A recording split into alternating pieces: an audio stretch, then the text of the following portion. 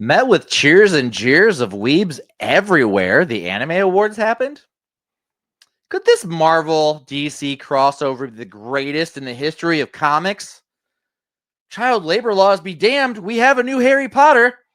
EA Games believe nerds will buy anything as long as it's got a girl in an armored bikini. All this and more on Cutting Edge Hero Live.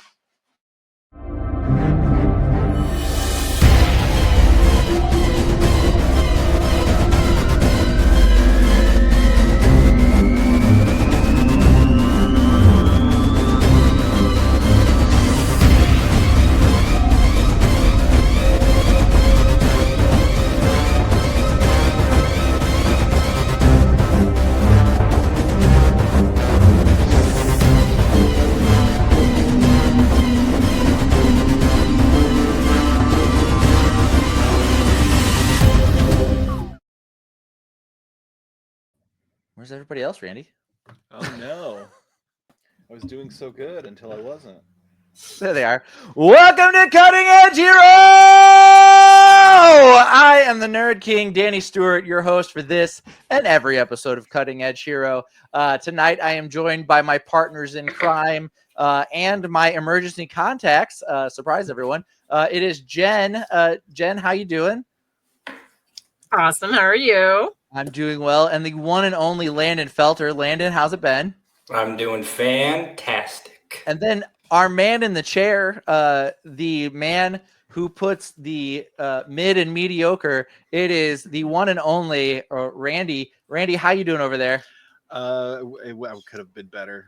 About a B+ right now. I'm scoring myself. You're doing great, Randy. Before we get into the news and all of the other fun stuff we're going to talk about today on the show, let's talk about the nerdiest thing we've done this week. Landon, why don't you kick us off? What's the nerdiest thing you've done this week? So the nerdiest thing I've done this week was on Memorial Day. I met up with a couple of friends here in St. Louis that I haven't seen since I moved here, and we went to Coin Op. Or not Coin Op, we went to Up Down. Sorry, getting my barcades confused. Rest in peace, Coin Op. Yeah, Rest in Coin peace, Op. Everyone take a moment of silence for Coin Op. It's a pizza place now. A good pizza place. All right, dude, pizza place. Jen, what is the nerdiest thing you've done this week? Well, I mostly just caught up on anime. We caught up on To Be Hero X, had 2 episodes we were behind, so we caught up with that, and then we started watching Witch Watch. I'm not really familiar with interesting. Witch Watch, but I am current on To Be Hero X. Do you get the vibe, and maybe it's the animation as well, but To Be Hero X is like a much more adult version of Ladybug and Cat Noir. Are you familiar with that at all?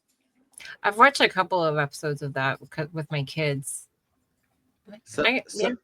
in Miraculous Ladybug, there's the villain. He's the moth guy, whatever, the monarch or whatever.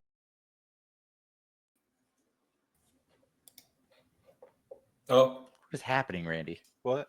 Oh, I don't know. Anyway, That wasn't me. He sends out like evil spirits or whatever, these like butterflies that like fly into people and it makes them evil, and then Ladybug has to like defeat them and then get it out of their body. And then I'm watching To Be Hero X, and like there's an evil group that is sending out this like evil stuff that is turning heroes into villains, and then they have to defeat them in order to make them normal again. And I was like, especially the first arc where it's featuring and I forget his name, but the hero that ends up not being whatever, the white-haired guy in the white suit. Oh, nice. Yeah, nice. But yeah, that's just kind of the vibe I got from it. But other than that, it's great. Like I really enjoy I it. can see that. Yeah. I just made myself bleed. Anyway, but yeah, other than that, enjoying it. I think it's a great series. Just it does for me does draw parallels to Miraculous Ladybug, which is a show that my youngest 2 daughters were really into for a while. Randy, what's the nerdiest thing you've done this week? Well, I spent a lot of time playing RuneScape because I'm back in it, unfortunately. Deep into the RuneScape. Not playing RuneScape is the nerdiest thing. It's watching one of my friends play it and walking him through like a 2-hour quest. even though he has a guide and but just basically watching someone play a game is the nerdiest thing I've done. A very nerdy, slow paced game. My nerdiest thing is also game related. I got really into Balatro over the last week. Hey. Yeah. Was not aware of this game. Heard it mentioned by Randy and then followed up by Landon. And I was like, okay, it's on the PlayStation Network. I'll check it out.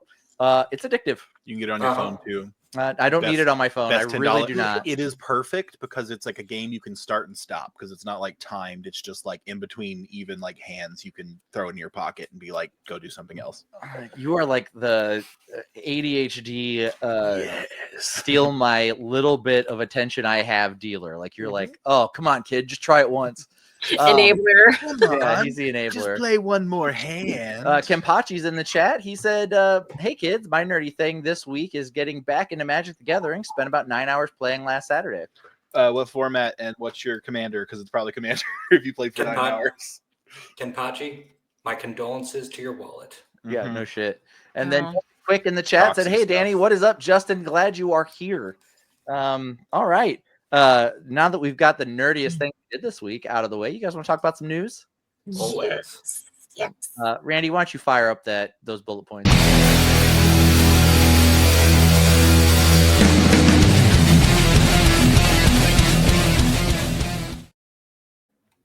To the bullet points this week, we are talking about some of, not all, of the news coming out of anime, games, comics, TV, and movies. I will kick us off with comics news. So coming out of Comics Pro Retailer Summit, don't throw this image up till I get there, Randy. Don't get ahead of me, because it's so awesome. Coming out of the Comics Pro Retailer Summit and Entertainment Weekly has announced that we're getting a Deadpool and Batman crossover. Oh no, give me one moment. He doesn't have the image. Oh my god. Yeah, sorry, It's okay. We're getting a Deadpool Batman crossover written by Zeb Wells with art by Greg Capullo. That will be dropping September 17th. Following that in November, we are then getting a Batman Deadpool crossover written by Grant Morrison with art by Dan Mora, who has been the artist on Spider-Man for the last 60 issues. Go ahead, Randy. You can throw that up there now. But there you have it in all of its Batman-y and Deadpool-y glory. Yes. So we can look forward to not one, but two crossovers, one being handled by Marvel, the second being handled by DC. And not only are they giving this to us, but they are being handled by some of the biggest names in comics, with Grant Morrison being one of the biggest names of all time.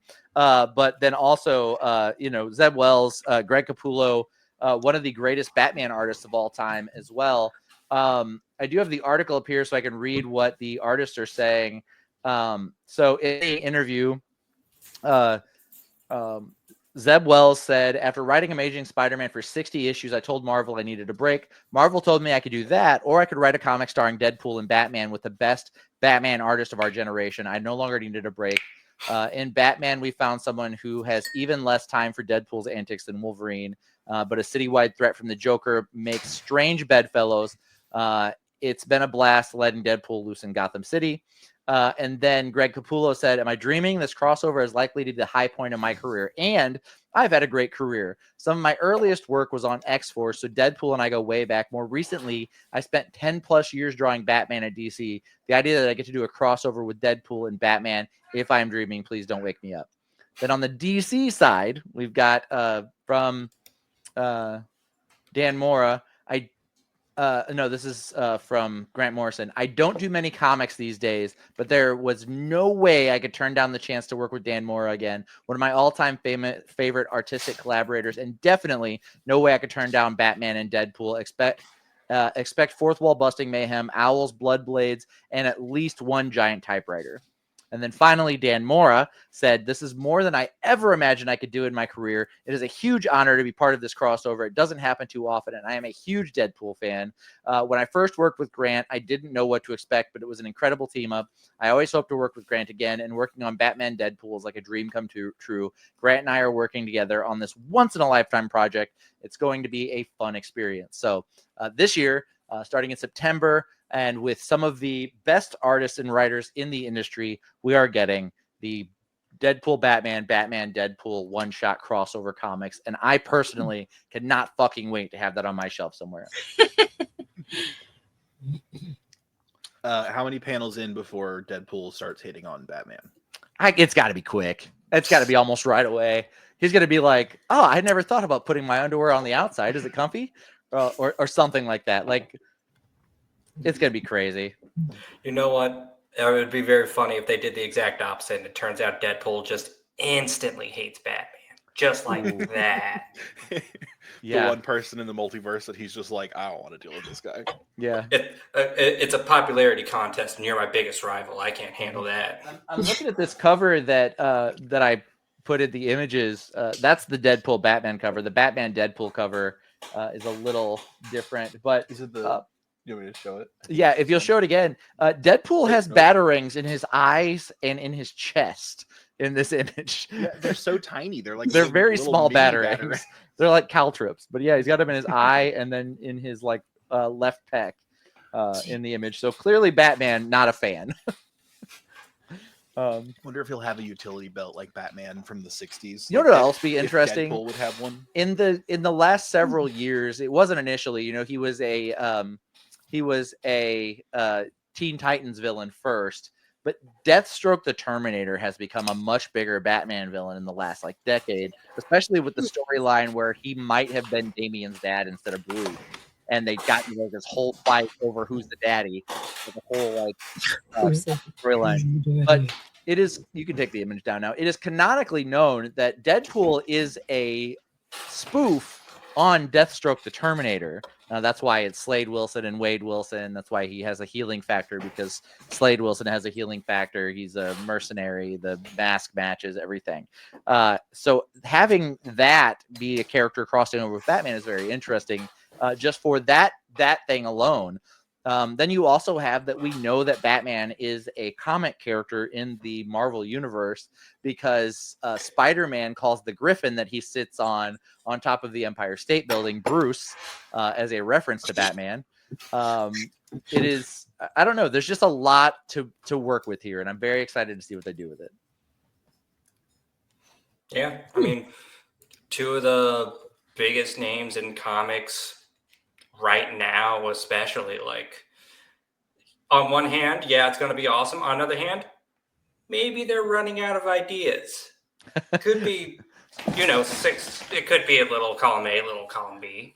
That historically in comics publication history, that is when crossovers start happening. It's when they run out of good ideas. Can we get like a resurrection of the Amalgam universe? Because that'd be fun. Yeah, only Dark Claw maybe, and Ninja Spider-Man. Those are my only two characters from that Amalgam universe that I desperately want to see more of. We can get some new ones though. I don't know what. Let's see. Kenpachi said Commander, and I have 4 decks at the moment. What does that say? Baral, Chief of Compliance, Lord Windgrace, Jahira, Weatherlight Captain, and Rick Grimes from the Walking Dead set. Black Mac is in the chat. He said, "Hey team, what is up, man? Glad you are here." The father of the DFP network joining us in the chat, and he said, "All the prep in the world won't help Batman once Deadpool starts trolling." That's true. It's basically like a human-sized version of Batmite would be what Deadpool would be to Batman. Jen, do you want to tell us about some anime news? Yes. My first anime news it's kind of different. I saw this and I was like, all right, let me go check this out. Maybe I want to talk about this. So Rira Ushio's Food for the Soul anime ending song video surpasses 1 million views. So I was like, let me check this out. It's called Miso Soup and Butter. And well, here, you want to, Randy, play the clip really quick of it.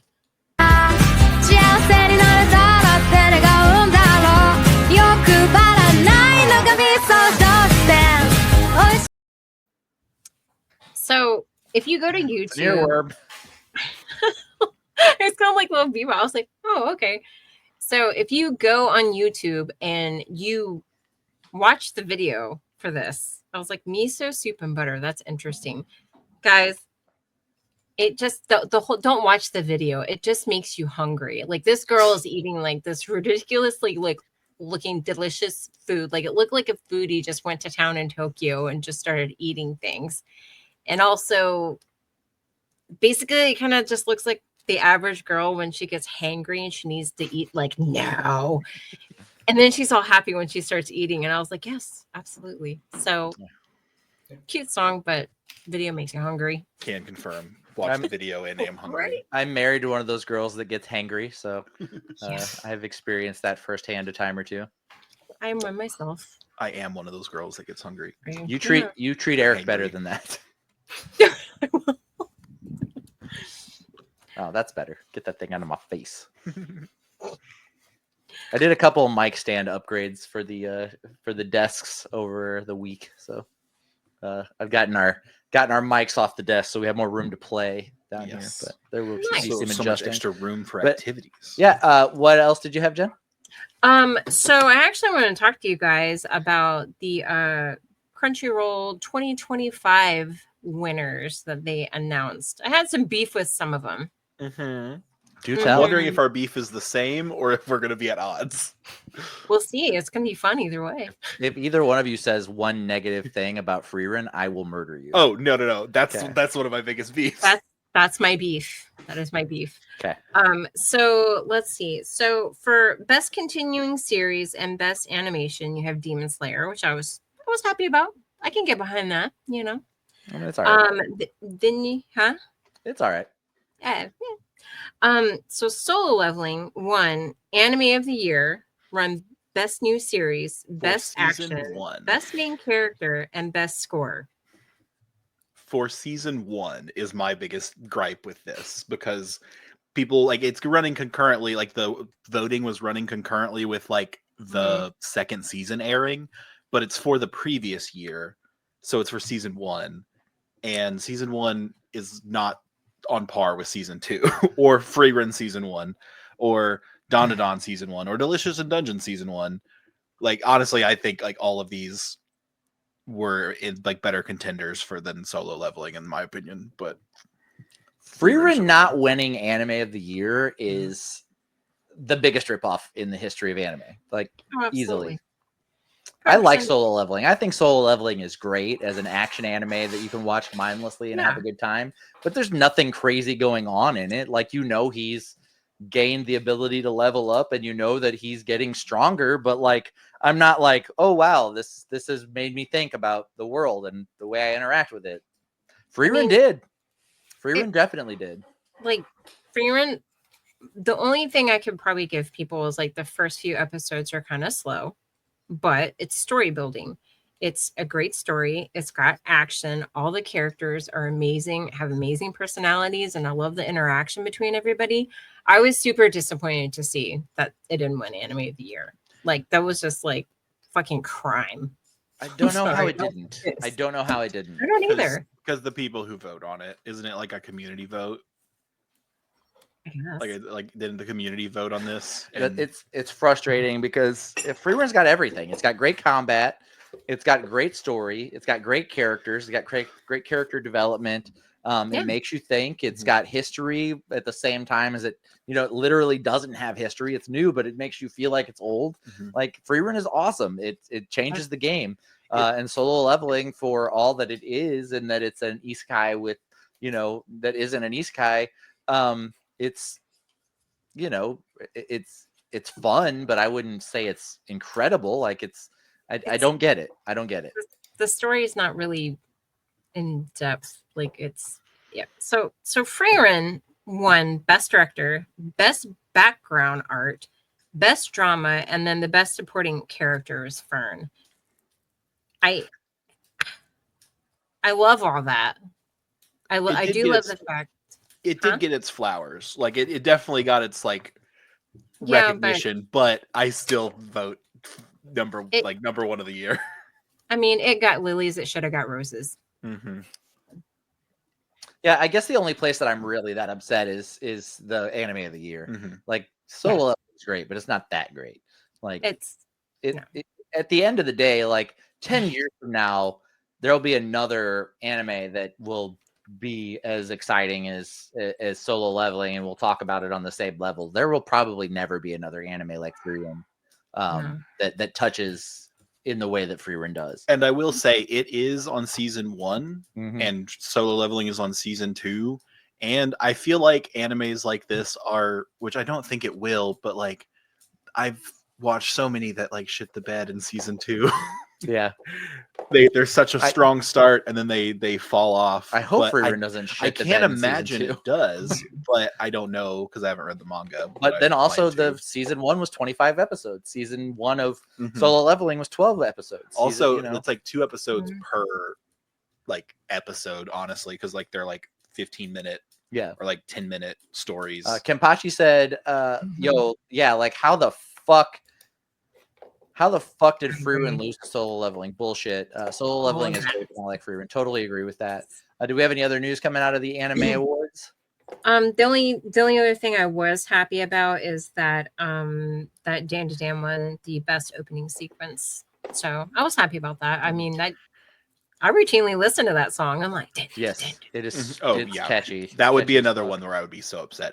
Another one that I'm very upset about is best main character going to Sun Jingwoo.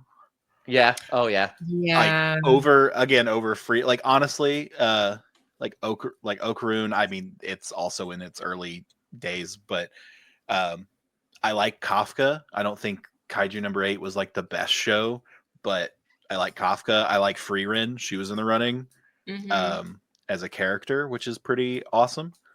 But yeah, like I think that one's almost more upsetting to me than Yeah. than the Yeah, I'm than- kind of than it thinking about winning. that. There were a lot of new anime that dropped in the last year that were really good and Yeah. had really good characters, especially Mhm. really good main characters. Mao Mao from Mao Apothecary Mao, Diaries Jesus is Christ, in the yeah. running for that.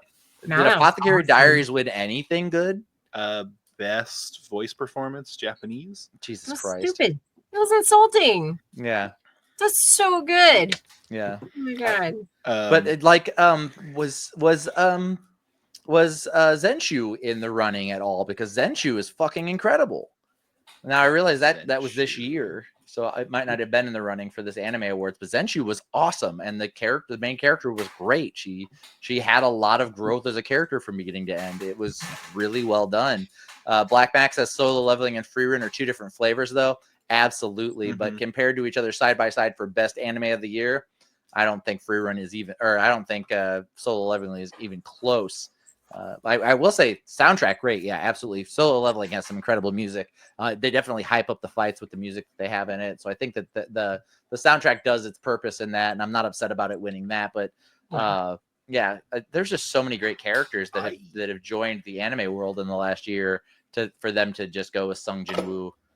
It's kind of sad. Yeah, I mean, I think it's just like some of it's just my taste and stuff. Because like honestly, I don't really care about Demon Slayer that much either. Yeah. But people really love it. So like I think it's and then Solo Leveling, like I watch it, it's entertaining, but I'm not like blown away by it. I will say that Alex Lee, the voice actor for Sung Jin Woo, the American voice actor of Sung Jin Woo, loves the character and loves that he's getting to play him. So I'm excited for him that he won these things. So that's it's hard to not want to celebrate with him.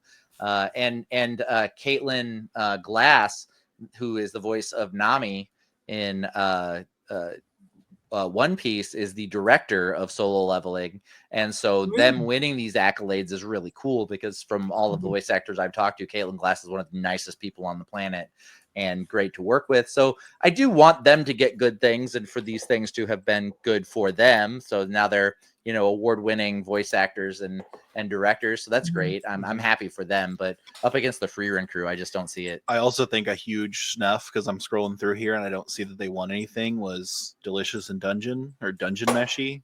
I don't think it has several nominations, which so it's being recognized. Dungeon Meshi is a couple of years old though. Like they don't have anything.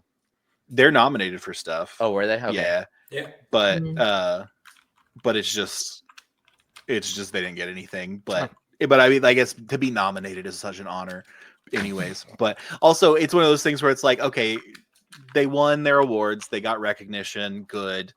But it's also you don't have to win an award to like a show. So it's I'm gonna die on the hill. I'm gonna complain about Solo Leveling Solo Leveling being the winner. but it doesn't change anything. I still love Frieren more than that. So, and honestly, like I think everything on this list that I've seen, well, except for Kaiju number 8, and I didn't really care that much about Apothecary Diaries. It was cute, but I don't know if I'll. I continue love watching it. Apothecary Diaries. It was good. So I really good. liked it, but I'm just like, because I think what we have a lot of, including Frieren, which loose definition, a lot of Mary Sues this year. Who are like, well, because like Frieren is also kind of like, you're never worried that she's gonna lose because she knows everything. Like it's, you know, it's more of how they overcome, or like the people around her overcome, than anything. And like, I mean, Sun Jin-woo rhymes with Mary Sue loosely, so like you can't tell me that's not on purpose. So moving along yeah. from the anime awards. Sorry, I have to rant about it. This has been Randy's rants. Yeah, I kind of stole the news. I'm sorry. Jen, did you have anything else to add to the No, that's it. your report on the anime awards? Nope, that's it. Over in TV, HBO Max has officially cast its leads for the new Harry Potter series. We have an image here from HBO Max.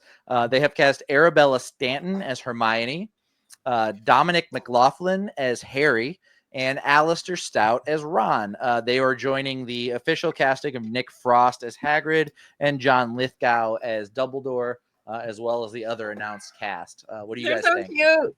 They are very little and very cute. They're so little.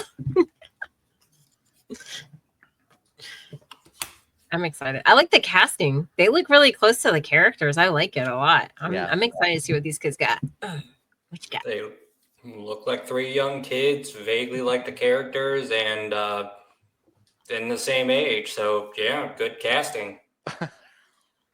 And John Lithgow as Dumbledore. Oh, I can't wait to see that. I love John Lithgow as an actor, and I have a do hard time not too. wanting to watch him in literally everything he's ever done. I know. Even when he played the Trinity killer on Dexter, I was like, he's evil, but I still love it. I'm still gonna watch it. I mean, even back to like Third Rock from the Sun, I thought he was so great with his comedy chops for someone who's traditionally been a pretty serious actor. But like Yeah, Harry and the Hendersons, he's the dad in that. It's so good. I love that movie. He's been in so many good things. Lord Farquaad, is that him? Yes, he's Yeah. the voice of Lord Farquaad for sure. Black Max said that shocked me because I didn't even know they were making a Harry Potter show. Yeah, absolutely. And Kampachi wants to know, anyone watching Sword of the Demon Hunter? I'm not yet, but I'll add it to my list. Should I? And then over in gaming, Landon, what do we have? All right. So first bit of news I have, this is, I don't know, a bit more of a what seems like an analysis by another journalist, but I'm going to talk about it anyway. It seems that gaming companies are a bit more scared to use generative AI now. It seems that they're a bit worried about the bad publicity they could get from using AI, which they should be. Yeah, no shit. As well as possible future legal ramifications. Like, as we all know, AI is trained off of other people's art. It can't make something out of nothing completely. So it has to essentially break down other pieces of art to make new pieces of art. And companies are a bit worried that if they were to work on a project now, 4 years down the line, there'll be new legal issues that could pop up, new laws regarding AI, and they don't want to take that chance right now. So as a bit of positive news, looks like we might not be getting that much AI in AAA games. That is a very positive twist on that, and I'm glad that is the direction we went, that we were so like collectively as a society, we're so like vocal about how unhappy we were about the trend of companies trying to use AI for literally everything. Well, the general public's opinion tends to be a pretty even split, normally around the 50-50 split. But people who are more online and more paying attention to these sorts of things, like gamers paying attention to companies using AI in their AAA games, tend to be a lot more negative on the topic. So, the people that matter are paying attention. But moving on from AI, we're going to the bad side of companies, namely EA, which is just the bad side completely. EA, the originators of the microtransaction. yes, kind of. EA apparently, according to a former Dragon Age writer, believed that they didn't really need to appeal to the RPG audience, thinking that there was just like this cave of nerds that would just buy anything with the RPG label on it.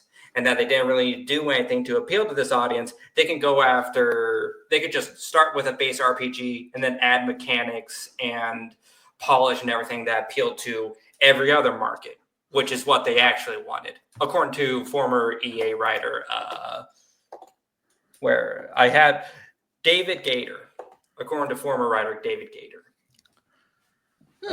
Yeah, and it's, I mean, they're not wrong, really. They're not, but at the same time, like, we have to be marketed to. Like, we have a lot of options out there. You can't just be like, they'll buy it. I don't know, because RPG is such a broad genre, honestly. Like, is this strategic RPG, turn-based RPG, turn-based, and is there turn-based army control or turn-based tactics like Final Fantasy? Is this shooter RPG? Like, it feels like RPG is a much broader genre than what EA really thought it was. Mm-hmm. But of course, it's not the people who are making these games making these decisions. It's the marketing people and the money people. Yeah, the production side of things. Mm-hmm. Not even the production, just the business side. Yeah, I can agree with that. And thankfully, just like the AI thing, they learned a very valuable lesson. Don't just That's what led to the failure of what was it? The Mass Effect 4 and Anthem. So, yep. Maybe there's a lesson there, maybe not. Well, I guarantee you they are not learning the lesson they should be learning, but at least there was a lesson. Yeah, always take the wrong lesson. Yeah, I'm sure out of that they were like, okay, we need to fire everyone that made this game. The marketing team did great. I'm sure that's where that. I think another thing, like EA does it and like movie studios do it, where it's like they don't stand by their stuff. Yeah, they like they're like, like that. Well, because like Marvel's kind of done it where they've canceled movies and stuff because they put out one thing and then people are like, I don't like that thing. So the next thing they're like, well, we got to change it, even though we have like this all planned out. So like, I don't know if gay video games do the same thing, but it's like, well, this game didn't do well, so let's cancel all the games like it because it didn't do well. And it's like, well, maybe you just did bad on that one. Like, take the risk of like, you're already halfway through making this game. Well, you see, Randy, doing an analysis of where a product failed costs money. Mm-hmm. And why would they do that when they can just throw shit at the wall and see what sticks? Yeah. But I mean, I don't know. It's just yeah. EA, like, I don't know what EA stands for, but I will actually say it speaks more to. There's definitely examples of Marvel canceling things after, like, we didn't get a season 2 of She-Hulk because of fan reaction, even though there was plans for that to be a multi-season thing. But there's there's other things, and I would say so. Honestly, it's more the Sony and Foxverse version of Marvel that started things and then would just cancel them completely because they didn't get a good reception, as opposed to going back to the source and like trying to make a better version. They were just like, okay, we'll move along. Like, Ghost Rider got 2 films, but neither of them were good. We only got 1 Daredevil movie because it was critically panned whenever it dropped. But DC has been bad about that as well, with fully filming Batgirl and then just destroying every version of it and taking a tax write-off on it, as well as some of the other things that they had made. And then obviously canceling the broader DC EU in favor of rebooting the entire universe because they just couldn't figure out how to make superheroes good. I don't understand that. But yeah, when they could literally just look at their animated side of things and be like, oh, that's how it works. But anyway, all of that being said, I think, that it's probably gaming studios just the money people of it, calling it quits whenever, and getting the wrong lessons from the bad, and continuing to do the things that make them the most money. Well, it's just like the Dark Universe too. I mean, just because the Mummy tanked, like they gave up on the whole Dark Universe. I'll forever be upset about that. Like, I want them to pick that back up and make the MonsterVerse. I want them to do that. Yeah, Just because Tom Cruise still pissed at you. yeah. Tom Cruise shot that in the dick. Yeah. Black Mac said, avoid Skynet at all costs, talking about the AI stuff. I mean, we should, but no, we won't. We will continue working our way towards a cold grave where we were replaced by technology. Landon, what else did you have in gaming? That's everything I had. All right. And then finally in movies, we reported on this whenever there was a Deadline article accidentally published about it, but it is now confirmed. A24 has officially confirmed that Alex Garland will be directing the Elden Ring movie. Neat. In the annals of video game movies, there are very few examples of good video game movies. I think maybe the first Resident Evil was good. Not great, but good enough. But as far as live action video game movies, it's really hit or miss. I can't think of very many other good ones. What do you guys think about the idea of a live action Elden Ring movie? And are your hopes high for this, or would you rather they just stick to making games and continuing to grow that universe? I would say stick to making games, because something like Elden Ring it's so massive. Not going off of just like multiple endings, there's so much different stories and lore they can pull from just from that one game. Like, trying to pick and choose what you want to draw from that, you either spread yourself out too thin and don't explore anything enough to satisfy an audience, or you zero in on one type of story and lore and you push away people that are interested in the other stuff. And then you have people raging online of like, oh, they didn't include this, and this, which, may make some of the movie fans want to play the actual game to see all this stuff. But either way, I just think going with games over movies would be the best bet for something like this. Jen? I'm actually really, really enjoying all of these different studios and companies that are like going head first into like these epic fantasy stories, and everybody wants to have the next big, Lord of the Rings or Game of Thrones, and I'm gonna watch them all. I love that. I would much rather them make that, and sometimes it kind of semi suck, but it's still better than some of the crap that studios pay people to make. I'm here to watch that stuff. I love it.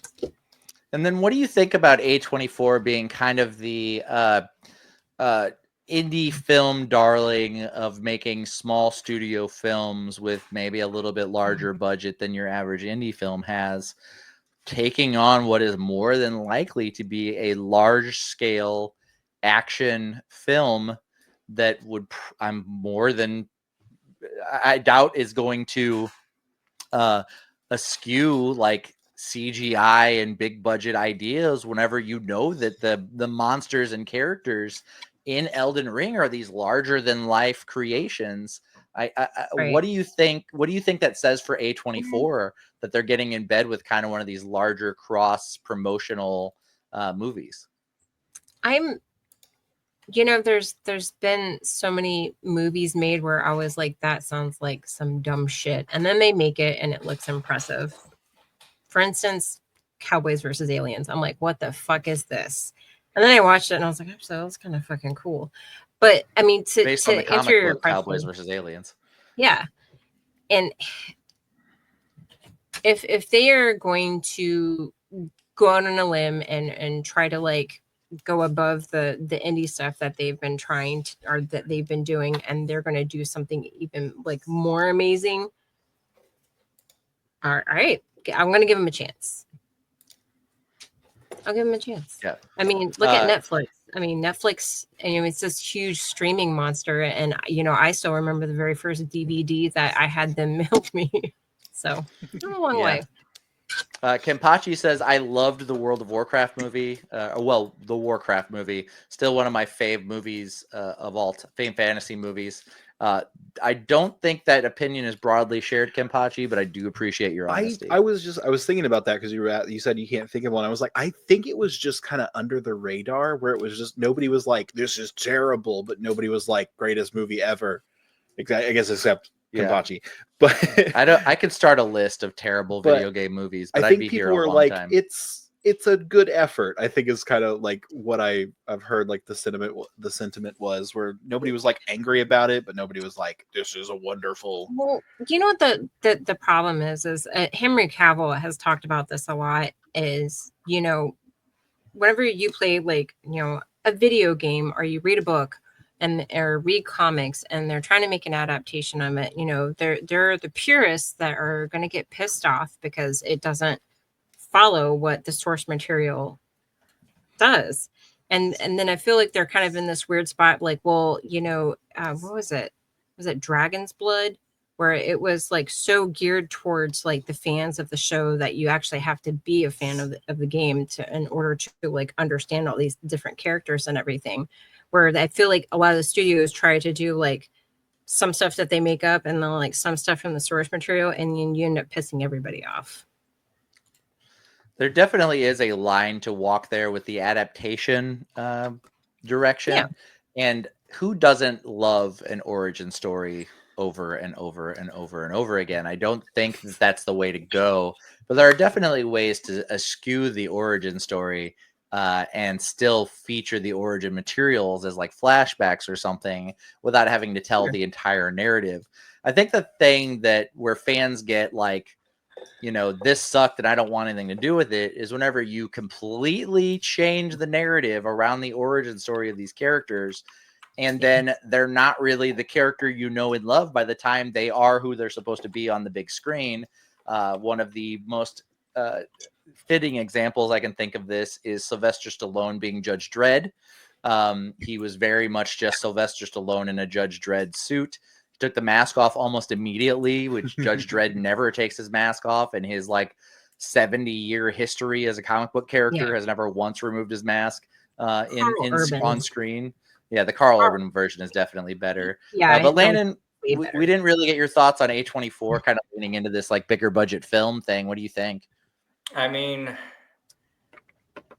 I'm not gonna lie, I'm a bit worried, because they are known for these smaller budget films. Like if they end up making this in the same vibe of like their smaller budget films and they don't go super crazy with like special effects and keep it very grounded, and just focus on like narrative and anything, that could be interesting. Granted, Elden Ring is known for its big landscapes and huge fights and everything, but it would be interesting if they were to take a more grounded look at this huge story.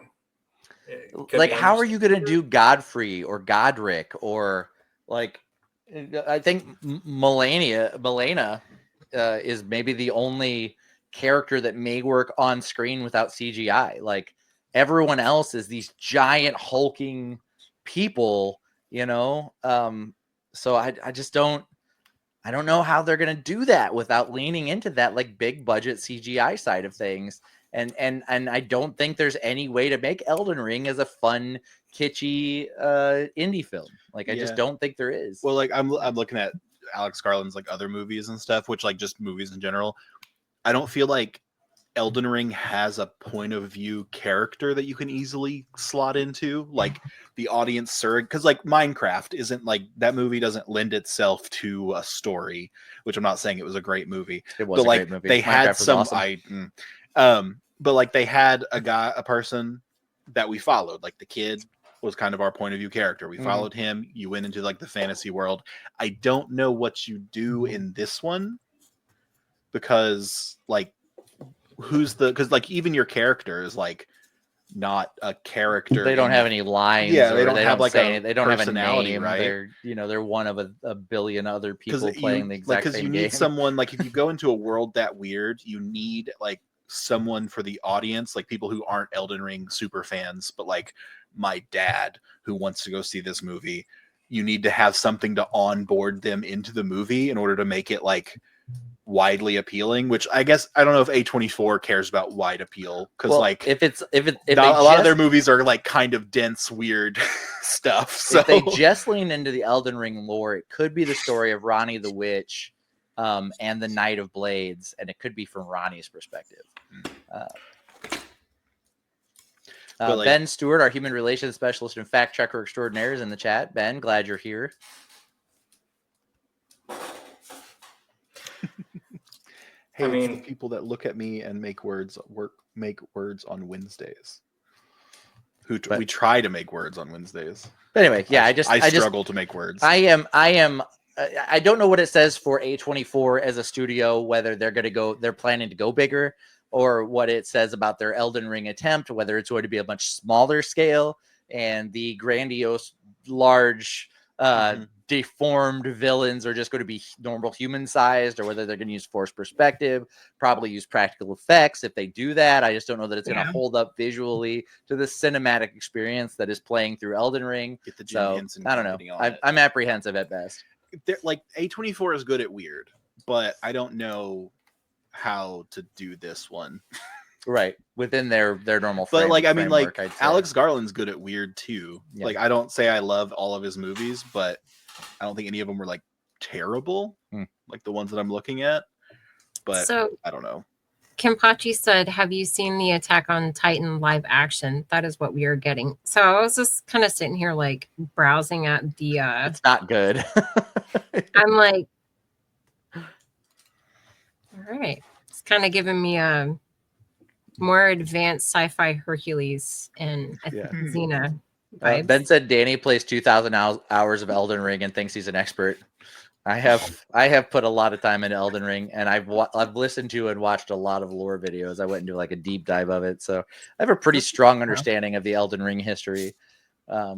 Which again, there's a big world, there's a big sandbox to play in there. I just don't know that.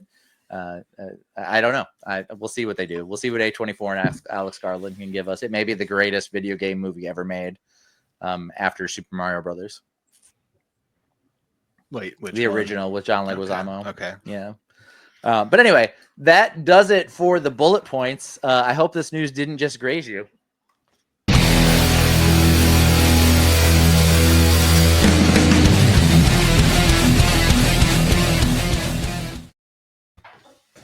Tagline backwards, and it's my own thing. Ugh, how I screwed that up.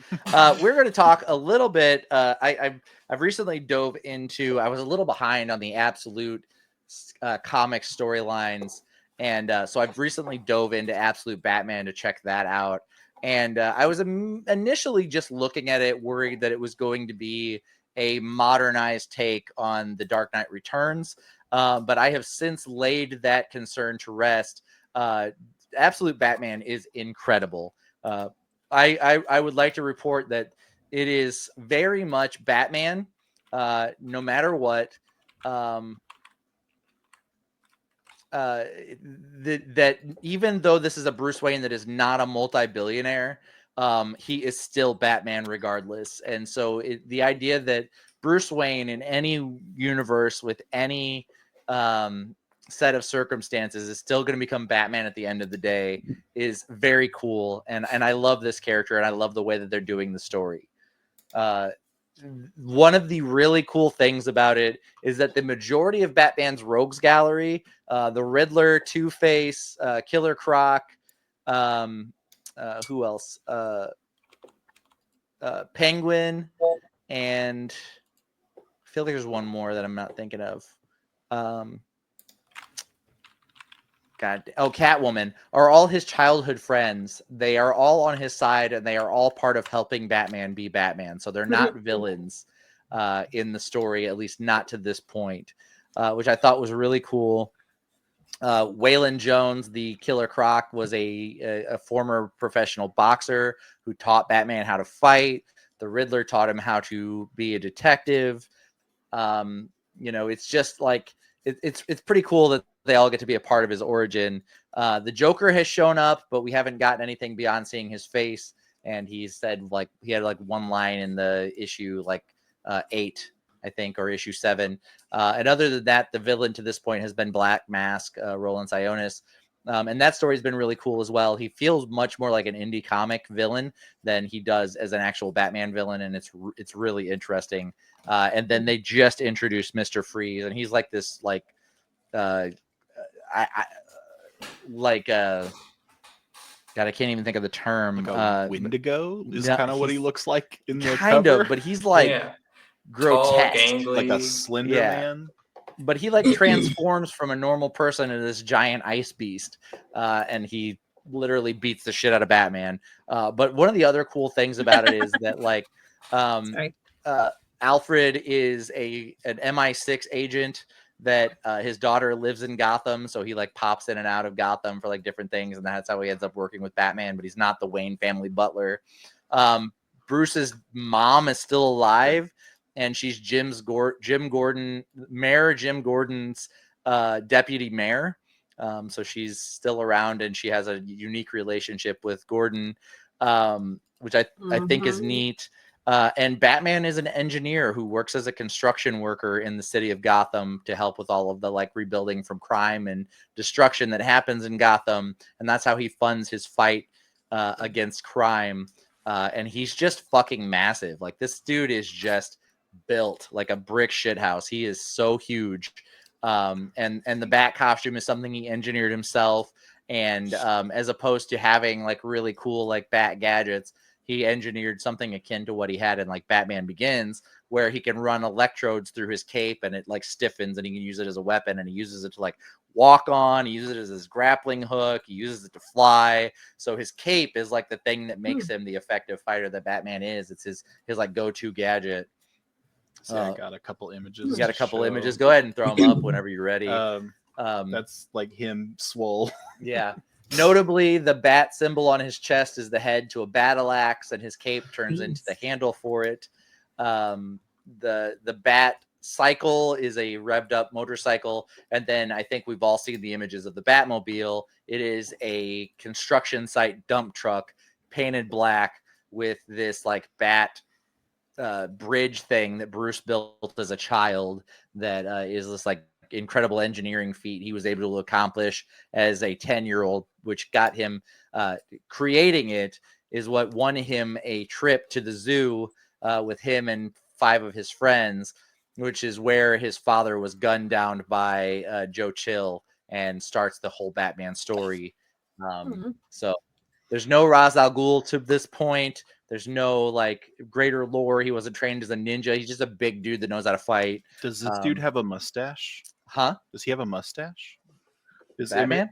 Yeah, like I'm not even joking. It just looks like in this image He does not. He does not have a mustache in the Absolute Comics. I will say that Matches Malone, who is Batman's like go-to undercover identity in Absolute Comic, is actually one of his friends from his friends group, and he's the kid that his dad was trying to save whenever he was gunned down. And they just like in the last issue or 2 issues ago showed Matches Malone dying due to something that Mr. Freeze did to him, which is what leads to the whole Mr. Freeze storyline. Oh, here's a Mr. Freeze as well. Oh, okay. You can see Mr. Freeze here. Yeah, he's a lanky, scary looking. Looks like Pumpkinhead. Yeah, kind of. But I will say it's fun. Absolute Batman is absolutely fun. I've not dove into Absolute Superman or Absolute Wonder Woman yet. I know we're getting Absolute Martian Manhunter next. But this Absolute Batman story is a fun Elseworlds idea for Batman. I don't know that the entire Absolute universe will stay this fun, but this one by itself is a blast, and I love it, and I hope it stays good. But like all of these rebooted universes, like the original Ultimate Universe, like the DC universe post Crisis, they tend to fizz out and go away on themselves. Yeah, but anyway, I remain optimistic that we'll be good. I like his long, pointy bat ears. They're extra long. Well, not only are they extra long, they also, when he was fighting Black Mask, he did some sort of thing. I don't know if it was like a hand signal or what, but they tipped forward and pointed straight down, and he slammed him into Black Mask's eyes through his mask. He Like- stooged Yeah. them. Yeah, it was because like That's Black Mask still has like savage. a garrote around his neck and is like trying to choke Batman out, and then he just like, I don't know how he triggers it because it doesn't show it, but they just flip forward and then he's just like wham. Does he do this move where he gets like spiky? Yes, so that is part of that thing he made with his cape. His back grows spikes from the Like fabric. venom. and If it was Hedgehog. a hedgehog Yeah. crossover. So one of Black Mask's like brutes runs up and like grabs Bruce around the back, like trying to like bear hug him from the back, and he just shoots those spikes through the guy. But this is the image where I'm like, is that a mustache like under his nose? No, it's I a was no, like, no is it mustache. little Viltrumite mustache. He very much hiding looks there? like the comic book Batman, just yoked. He's just huge, which is cool. It's just really cool. He's very big, very intimidating I dude. say I do really want to read this now. And it makes the idea that Batman is terrifying so much more realistic whenever he looks like he could physically rip your arm from your body Yeah. and beat you to death with it. I mean, they kind of tried to make him look like the what's his name? Oh my god. You're doing great. I believe in you. Yeah, the actor that played him just recently. Not with Christian Henry Bale? Cavill. No, I can't think of Ben his Affleck? Yeah, Ben Affleck. I was like, I can't think of his name.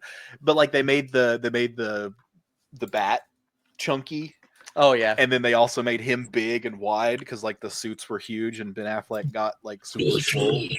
Yeah. But anyway, Absolute Batman is a joyride from beginning to issue 8, I believe is what they're on now.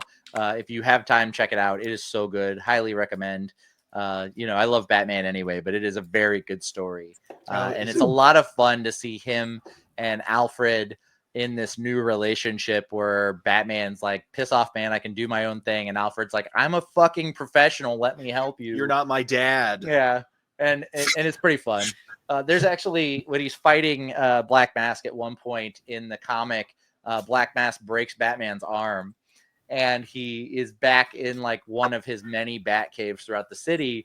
And Alfred walks in and he's like, stop talking and set my arm so I can go back to work. And he's like, nah, kid, I'm out. Take care of yourself. And then just turns around and leaves. So he leaves him with a broken arm, doesn't sew up any of his wounds. So it's, they have a very interesting relationship in this one. So I highly recommend. Check it out if you get the time. But Absolute Batman is a thrill ride. But you know who else is a thrill ride? Image Comics characters, which is what we were talking about this week on the hit list.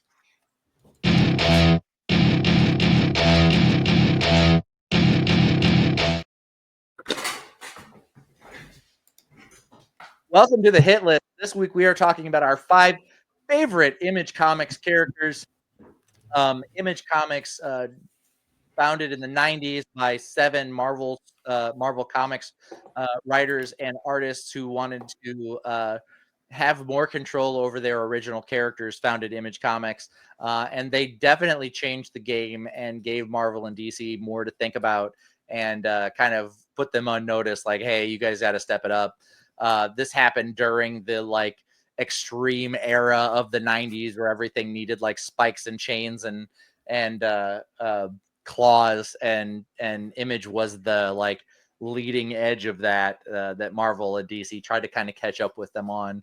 But anyway, do you want to kick us off with your number 5, Jen? Sure. Landon. Landon. No, Jen. Me? Jen? Yeah, Sure. Landon. Me. Landon. All Your right, number roll 5, initiative. please. I would say we didn't roll this week. All right, rolling for initiative. All right. I got a 10. I got a 6. You win. Okay, All right, I go Andy first. All right, my number 5. It's Spawn. Like, let's get it out of the way. Spawn is the thing that put Image Comics on the map. It is very heavily Spider-Man inspired, shall we say, and truly one of the greatest comic characters of all time. Heartbreaking and utterly ruthless at the exact same time. Truly, Yep. like, Spawn's amazing. Yeah, so Spawn makes makes another appearance on this list, so we're not going to dive too much into him just yet. But yeah, all of those things you said were absolutely true, Landon. Jen, what did you have for your number 5? So my number 5 is Laura Wilson. So she's a character from the comics called The Wicked and Divine. So in the comic, every 90 years, 12 people gain power of the gods. And in 2 years, they died. So Laura's alter ego is Persephone. And I liked reading about her story. She's becomes a god herself and kind of spirals down with a lot of people in her life dying, and she learns a lot of hard lessons, but in the end she does a good job. I don't think anybody expected her to, and she ended up doing that, and I kind of like that story where she kind of comes into herself and said, I'm good now, I got this. So I like that. Yeah, that is not a comic I am familiar with, so I will have to take your word on that, but it does sound cool. Yeah. Randy, what did you have for your number 5? So my number 5 is Lady Mechanica from the titular Lady Mechanica. Okay. So this is I don't even know honestly if this first image is her, but I think it's her. But it's a comic that I've seen the cover of like 1,000 times and haven't picked up to read yet. But it seems very, very cool. It's like a steampunk vampire hunting ish kind of thing. It gives she like all the covers give very much like Underworld vibes, but steampunk, and it just seems pretty cool. And I know she is like I don't know if she like lost them in a war, but she has like or just had them removed by mad scientists, but she has like mechanical limbs, and she hunts monsters as far as I'm aware. It's like a Victorian steampunk, a world filled with flying dirigibles and clockwork automatons. A young woman searches desperately for the secrets of her past, a past that left her with extraordinary but unnatural mechanical limbs. So I don't even know if they're like actually like mechanical or like biomechanical kind of thing, because in this image they're very like all kind of fleshy in her legs, but still look metal. So it kind of reminded me of Violet Like Evergarden's. Oh, I was gonna say Battle Angel. Gives me Battle Angel. Oh yeah, I could see an would say Alita. definitely. Yeah. But yeah, that's just one I haven't read it yet, but it's one that like I always see the cover of. I'm like, I need to pick that up. Yeah. So what do we have in chat?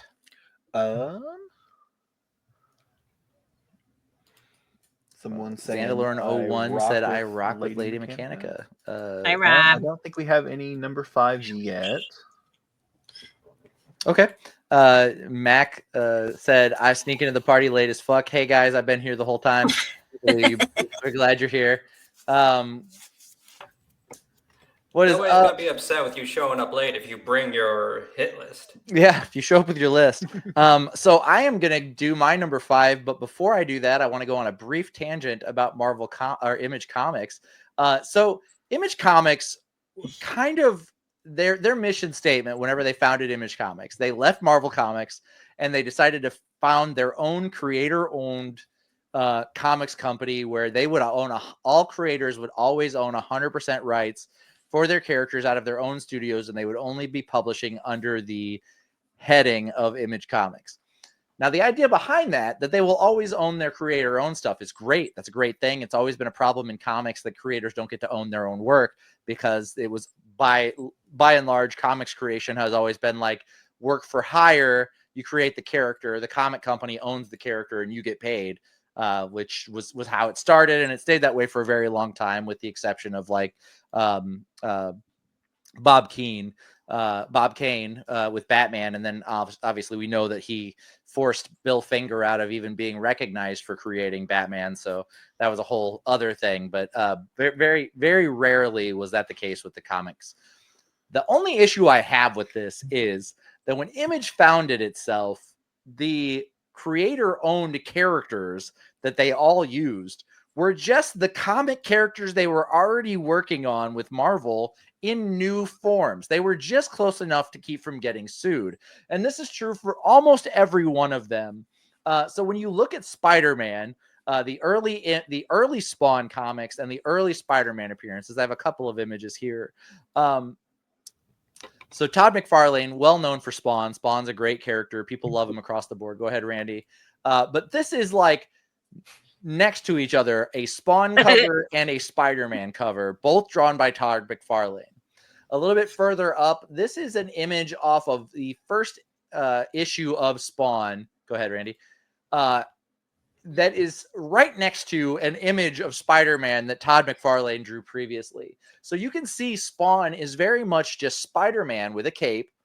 His chains are his webs.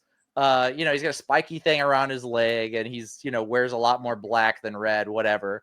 But very much even the shape of Spawn's eyes and stuff is a direct copy of Spider-Man. So this is something that I'm going to talk about while I do my list as well. So my number 5 is a character created by Dale Keown, one of the greatest Incredible Hulk artists of all time, and that is Pitt. So you may recognize Pitt from the established uniform of every Carney through the mid-90s into the early 2000s and 10s, but I know him from the comics. So here's Pitt, brought to us by one of the former creators or one of the former artists on the Incredible Hulk. Can you guys guess where Pitt's inspiration came from? Spider-Man. Yeah, no, he's definitely just the Hulk wearing some chains with some longer hair. And now, his tootsies out. Pitt's canonical story is that he is a human-alien hybrid from a race of people that are like 7 to 8 feet tall themselves. So he's got like a half brother that's also kind of wild like him, but he's a creation built for war. He also has long claws on his hands, so he's a hybrid Wolverine, Incredible Hulk character with no nose, and he was like the poster child for the extreme 90s superheroes. Was Pitt. But anyway, he's my number 5. I do love him, and I love myself an anti-hero, and Pitt is a great character. Do we have a number 5 in chat? Yes. Xandalorn, I think is how you would say that. Is that my number 5 is Warblade. Is that someone you're familiar with, Jen? Yeah, it's Rob. Oh, okay. So that's friend of the show, Rob Gibbons. Yes, Warblade as your number 5 is a great choice. I've also got some other Wolverine adjacent image heroes on my list as well. Not limiting to Pitt, but also another one. But yeah, Warblade from the what was it? Wildcat comic line. Yes. Then we've got a number 5 from Ben Stewart. Omni-Man. Yeah, the father of Invincible, the Invincible Universe's version of Superman. Rob says, I always thought Warblade was a Lady Deathstrike knockoff. In that he has kind of similar blade fingers to Lady Deathstrike, but in origin and ability, he's very much more of a Wolverine analog, and was one of many that Image created. But anyway, so that was my number 5. Landon, what do you have for number 4? All right, my number 4, it's Spawn. Just getting him right out of the way. He's one of the greatest to come out of Image Comics. Really held the entire franchise on his back for a long time, even. Truly one of the greatest. Equally heartbreaking and ultra-violent. Spawn, gotta say. Now, I've heard this, but I don't know if it's true. Is he originally a ripoff of Spider-Man? No, I hear that all the time, but I think the jury's still out on that. I haven't seen much evidence to that. I have an image here, but clearly, like Spider-Man has 2 fingers down, right? Spawn only has 1, so his one finger. And see, his also, left, you'll notice that his right leg is up. His right leg is up. His satanic powers are only triggered by 1 finger. That is correct. Yeah. Wait, is that really a thing? No. Oh, okay. He's got really strong fingers. Yeah. He does. Landon, we do have Spawn a little bit further down the list with other people as well, so I'm not gonna comment on him just yet. But Jen, what did you have as your number 4? My number 4, I will not really talk too much about because we'll see him again later, is Rick Grimes from The Walking Dead.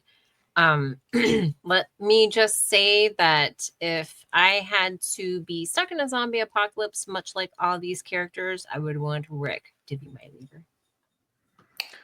What's his actor's name in the show? Andrew Lincoln. Andrew Lincoln. Mhm. I saw him in an interview one time and heard him speak in his like British accent for the first Yeah. time.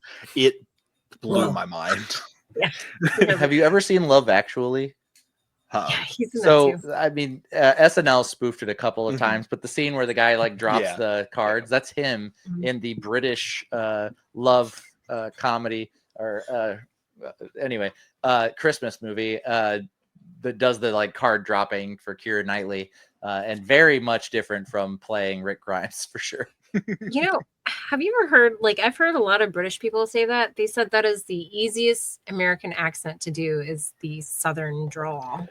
I feel like I definitely feel like that could be true because like Yeah, that's what because they it's say. not because it's so like kind of loose with like what you can like how things are pronounced. I don't know how to explain it, but yeah, it seems like it could be an easier one than like a more like posh American accent if posh American accents exist. And so the British accent that we all know is actually a thing passed down by the aristocracy, where they changed from the common speak of the British folk, and it is actually more close, or the original British accent is closer to the Southern accent that we know than it is to the British accent that we're familiar with. They changed it. Yeah, which is why it is believed, or why it is widely accepted that Shakespeare sounds better in a Southern accent than it does in a British accent, because it's closer to the accent it was written in. Let's just not. That's a thing. But anyway, I could see that. I'd like to hear a Southern rendition of any of you them. can Romeo almost and certain Juliet. that use your exists. headphones. Yeah, that's somewhere. Yeah. Hamlet. Randy, what'd you have for number 4? So what I did, I haven't read a lot of Image comics, so I read like on their website you can read the first issue of like any of them. So I went and found a bunch to read, and so I only know like the first bit of these characters. So if they're like horrible people, let me know. I mean, it's but Image comics, it's, so more than likely they yeah. are. Oh, I saw so much nudity and so many peepees and boobies in all of the first issues. This company loves to just have as many, but but her name is Rowan Black from the series Black Magic. Oh my God, he said peepees peepees? instead of dicks. I'm sorry, I'm trying to not get demonetized. I don't know if it doesn't matter. We're like We're a an TVMA show. What are you? True. Anyway, But peepees it is. don't censor my peepees and tatas or whatever I said before. But Rowan Black, she's from the series Black Magic.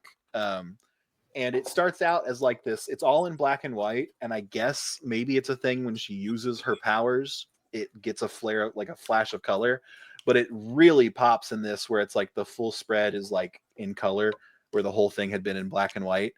And it starts out she's at like a seance and like recharging her powers like with her coven, or doing just some ritual for the full moon. And then she gets a phone call. Like, you don't know what era this is set in, and then she gets a call on her cell phone, and they're like doing this ritual, and like the leader is just like, who fucking didn't silence their phone? Like, she'd been spewing, like not spewing, she'd been spewing like, oh, to the great mother of time, like as the sun rises, we blah blah blah.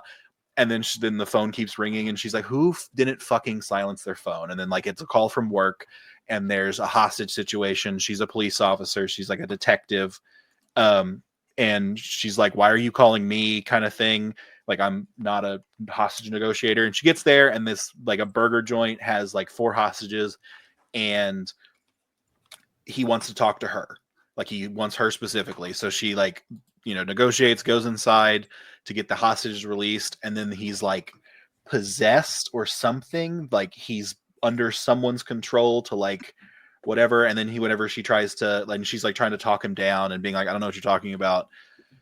And then like when he tries to shoot her, or he tries to burn her alive, because he's like, you're a witch and this is how you deal with witches. And she like says some like incantation where it's like, this fire will burn you if you set me on fire. And then this image pops up. It seems really cool. The art style is gorgeous. Like every panel, like this one is like the splash page.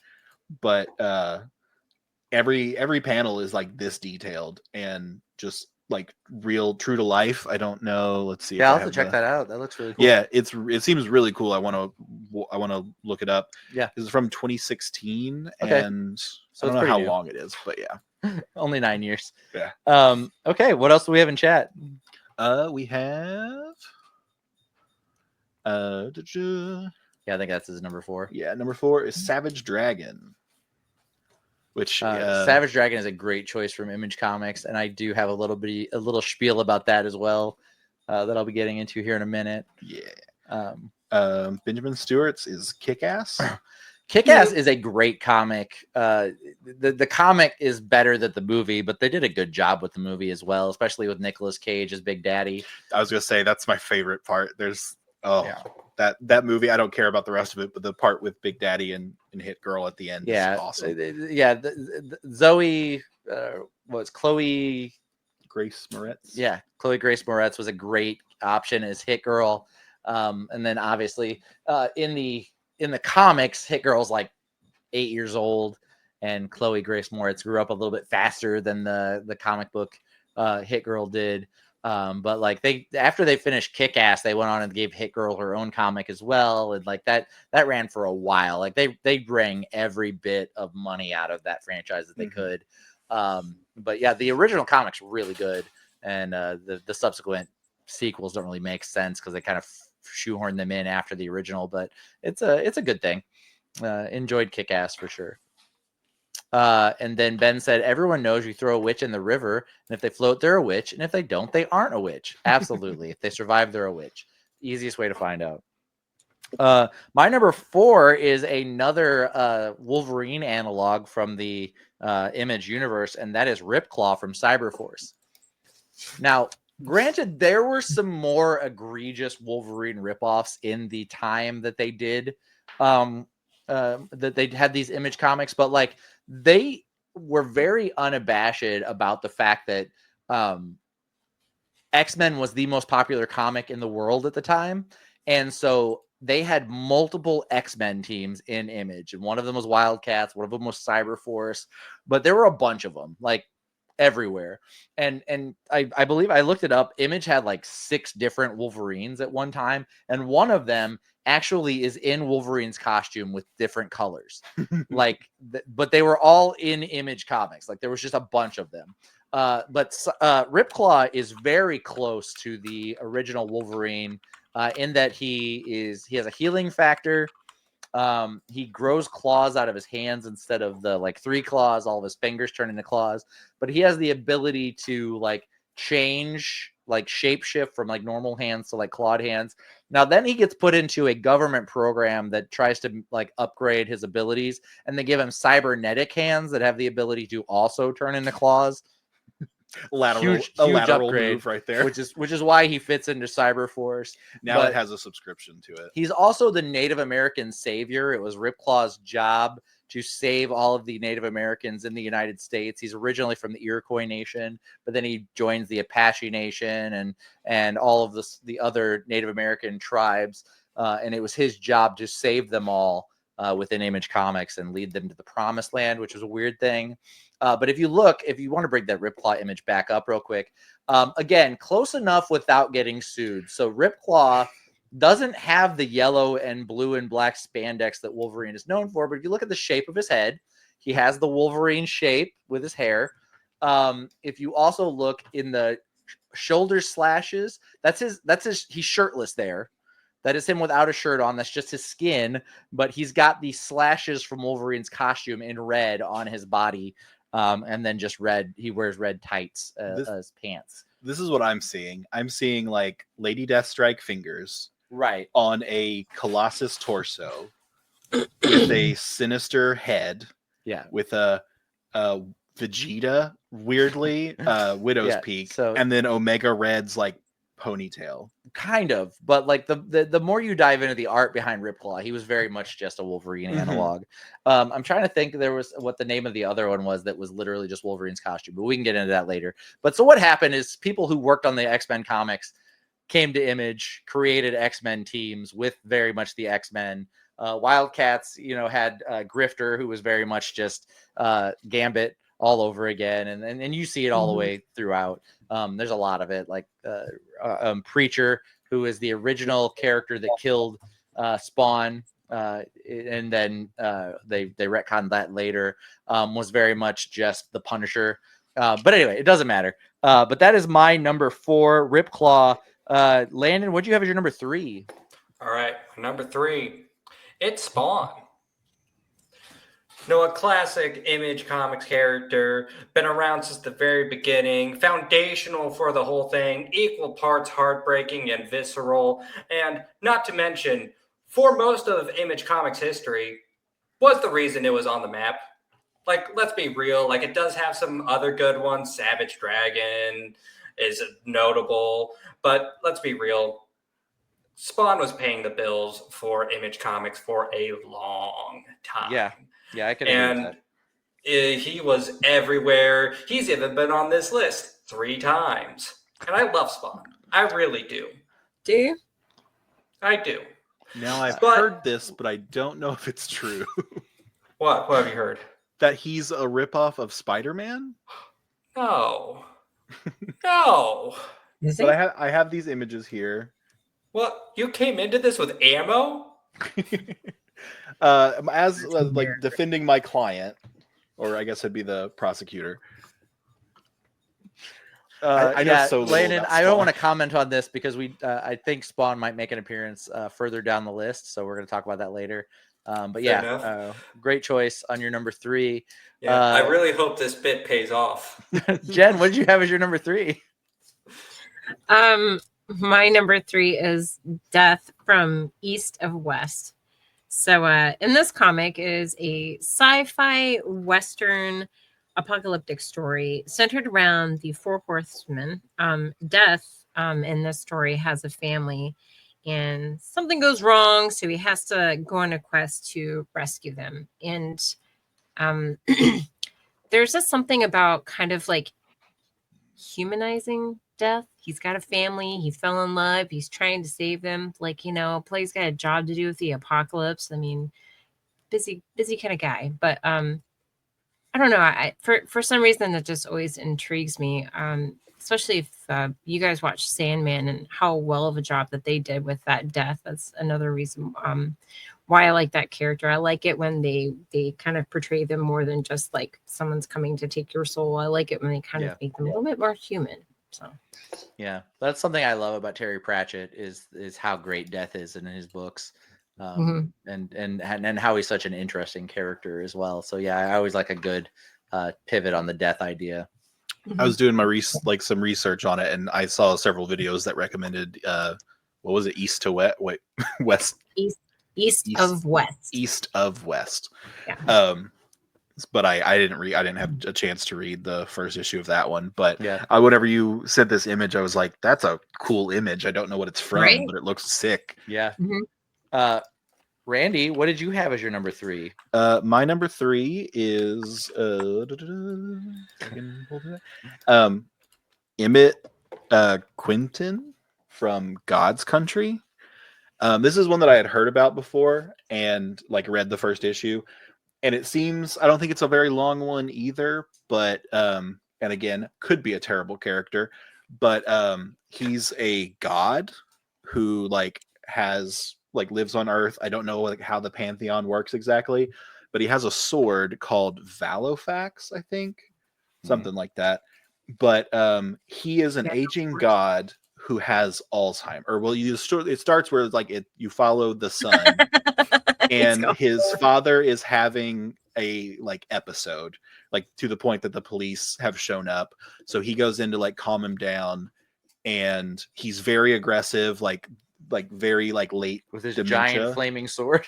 No, you don't know. You just think he's human at this point, but he's just a big dude who has Alzheimer's, and it's honestly very sad because his wife is saying you need to put him in a home and come back to we moved here and it's just not working out. He needs professional help, care.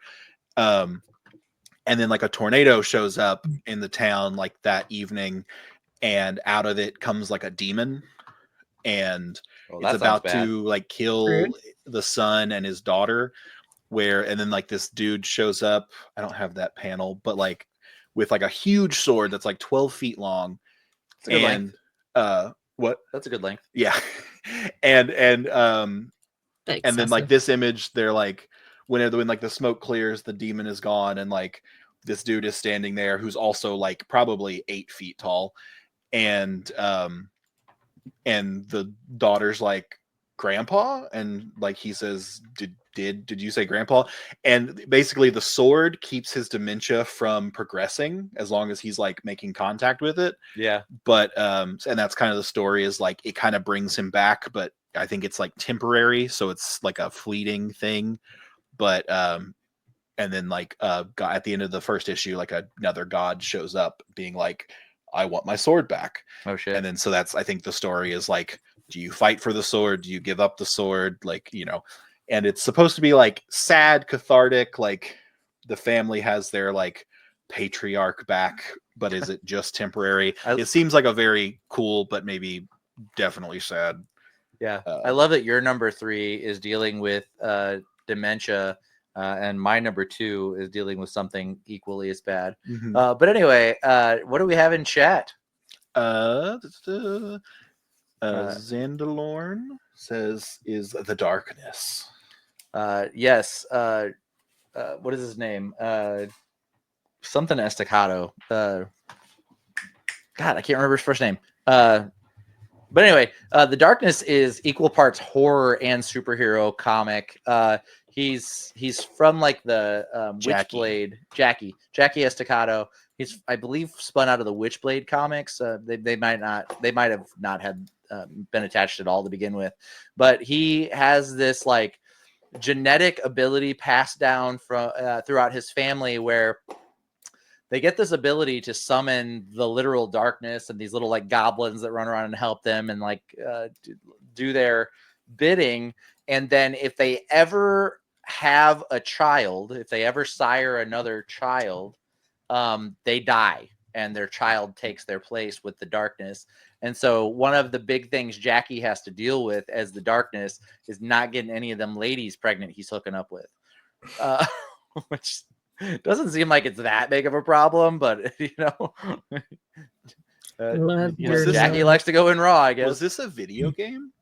Yes, they did make a video game of the darkness that was, again, the video game, a horror game where I can't remember if you played as the darkness or played against the darkness.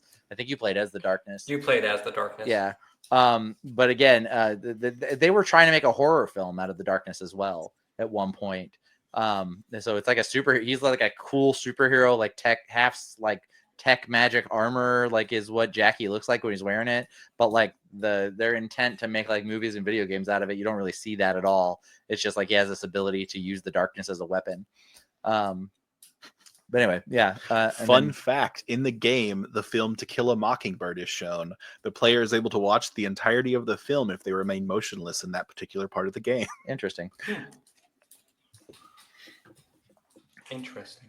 Next up, we have Rexplode. Yeah, Ben Stewart's number 3 is Rexplode from the Invincible universe. Rexplode is a great character. He was great in the comics, and then in the show, they really pivoted his story a little bit from the comics version. He definitely lasts a little longer into the story because he dies pretty quickly in the comics. But yeah, the voice actor choice for him, and I can't remember that guy's name right this second, but it was a great choice to voice Rex. He's kind of like Guy Gardner. He's just an asshole. He's hard to like, but he's fun. Yeah, Jason Mantzoukas. Yeah, I don't know if I said that right. He was in Brooklyn Nine-Nine. He was in The League. He's a very distinct voice. Yes, he was in Parks and Rec for a while. But anyway, the good place. How did this get made? Oh yes, yeah, and yeah, he was in The Good Place. Yeah, he plays a lot of like morally gray characters, and like in real life, he's just like the nicest guy. Like that's not who he is as a person, which I think is funny. But anyway, my number 3 is the Savage Dragon. Eric Larson's creator-owned character, and largely for Dragon's like 20-year existence, with more than 20 years now, like 35-year existence or 30-ish year existence as a character, Eric Larson has pretty much done every single issue of Savage Dragon ever.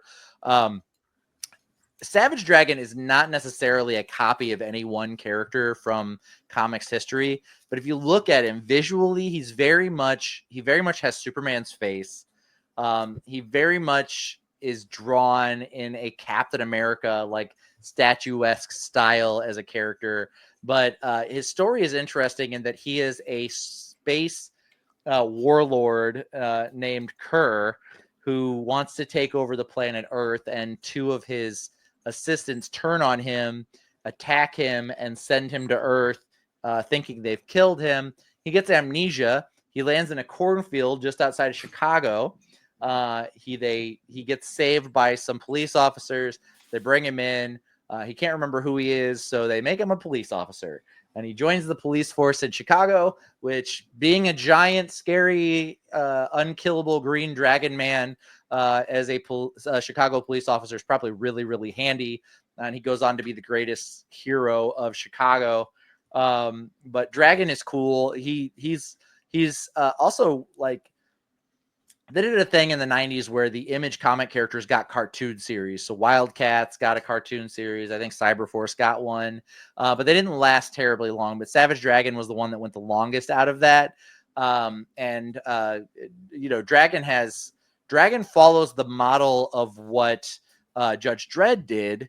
And I think this is one of the only other comics to do so, in that every year that passes in our time passes in Savage Dragon. So Dragon has aged progressively with that, and the cast has aged progressively with that, to the point where his young son is now an adult and is the current Savage Dragon in the comics. So I think that's also something really interesting that they've done, because like 2000 AD is one of the only other comic series to have ever done that. That's with really cool. The Judge Dredd character. But anyway, Landon, what do you got for number 2? All right, my number 2. It's Scud, the Disposable Assassin. Yes, I'm done with the bit. Comedy is in rules of 3. I'm done with the bit. Here you see Scud as with his good friends, Doc and Marty. Scud, the Disposable Assassin. He attempts to kill a guy on contract, and he manages to put the guy in a vegetative state. So, unlike what he's supposed to do, he doesn't blow up and self-destruct. The guy who assigned him the contract is happy, but he's like, I don't want to die. Scud's like, I don't want to die. So he takes on other contracts to try to keep the person he put into a vegetative state alive so that he can go on and live his life. Now, I want you to imagine your classic smart mouth character, but the world around them is just as crazy and as insane as you can imagine. So they end up weirdly playing the straight man a decent chunk of the time. And you have Scud, the Disposable Assassin. Yeah. It's great. He's also hyper violent, just like most Image comic characters. I love Scud. He kind of occupies that same space as Deadpool, in that he's a morally gray assassin that likes to make jokes while he's killing people. Dude, I can't say much more about it, but like I really got into Scud for a minute there. I read a lot of his comics, and he's just a fun character. Like the premise is the premise, and he lives within that world, and they just do a good job with it. Mm-hmm. Like I was talking about before we started the show, it's been a hot minute since I've read Scud comics. I want to get back into. I want to buy some more again. But it is, even though I haven't read them in a while, Scud has stuck with me. It's just a really fucking good character. This list has definitely made me like is going to make me spend money, because I need to buy some of these to read, and I like having the physical copy, because I was reading these like one issues on my like on my TV on my computer screen, and I was like, this hurts my eyes. I need these on paper. And so Jen, what did you have as your number 2? My number 2 is Mark Grayson, Invincible. The biggest reason why I really enjoy Invincible is because the fact that this guy is, coming into his powers, he's learning his strength, and he finds out what his dad is doing, and he has to fight his father. Literal I space have- Nazi. Yeah, I mean, I mean, I can't imagine like having to fight my dad, and like you're basically the defender of Earth. Like that, what a huge responsibility to put on someone so young, and the fact that he did it, and it's just that stuck with me. And it would be completely different if Omni-Man had been a piece of shit father prior to that. But no, he's like loving and caring and there for him and dadding him and teaching him and raising him. They play catch. Like they're like, he's there. Like he's a present father who clearly cares about his son. And then turns out, hey man, I was kidding the whole time. Humans are basically like pets to us, and I'm just going to destroy the planet if you join me. And he's like, what, Dad, what the fuck? Yeah. I mean, just came out of left field a little bit, but hey, yeah, it's fine. absolutely.